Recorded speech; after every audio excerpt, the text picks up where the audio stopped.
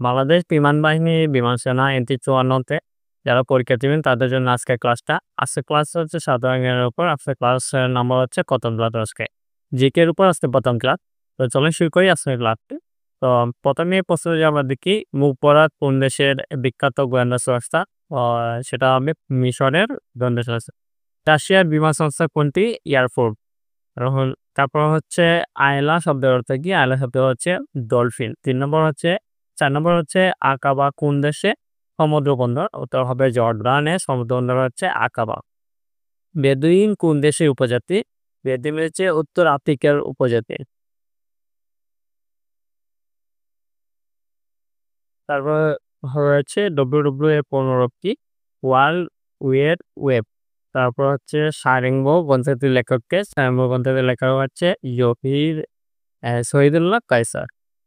সোনেরা line কোন দুইটি দেশের মধ্যে অবস্থিত? উত্তর হবে যুক্তরাজ্য ও মেক্সিকো।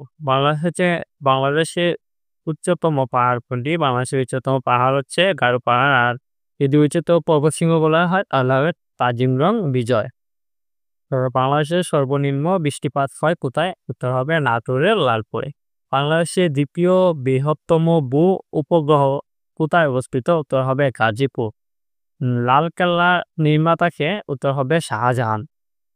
বাংলাদেশের সীমান্তবর্তী জেলা কয়টি? উত্তর হবে ৩২টি। কতটি বাহিনী সদস্য নিয়ে র্যাব গঠিত? উত্তর হবে ৬টি বাহিনী সদস্য নিয়ে র্যাব গঠিত।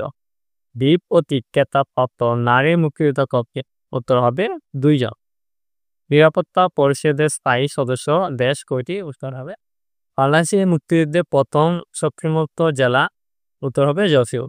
বাংলাদেশ এয়ারফোর্স ট্রেনিং সেন্টার কোথায় অবস্থিত? উত্তর হবে যশোরে। বাংলাদেশের সশস্ত্র বাহিনীর সর্বাধিনায়ক কে ছিলেন? কে? বাংলাদেশ সশস্ত্র বাহিনীর সর্বাধিনায়ক কে? উত্তর হবে প্রেসিডেন্ট। শহীদ দিবস পালিত হয় ২১শে ফেব্রুয়ারি। মুক্তিযুদ্ধের সময় কোন ব্রিটিশ সাংবাদিক ছিলেন? নিচে কোন ব্রিটিশ সাংবাদিক ছিলেন? উত্তর হবে সাইমন ডি। কোন চুক্তির মাধ্যমে ইউরো মুদ্রা চালু হয়? এটা হবে ম্যাস্ট্রিক্ট চুক্তি। পলাশী যুদ্ধ সংঘটিত হয় 1957 সালের 23শে জুন। আয়তনে এশিয়ার সবচেয়ে ছোট দেশ কোনটি? উত্তর হবে মালদ্বীপ। এশিয়ার একমাত্র G8 ভুক্ত দেশ কোনটি? উত্তর হবে জাপান। বাংলাদেশের MiG-29 যুদ্ধবিমান কোন দেশ থেকে ক্রয় করা হয়? উত্তর হবে রাশিয়া। বর্তমানে দেশের বিভাগ কয়টি? উত্তর হবে 8টি।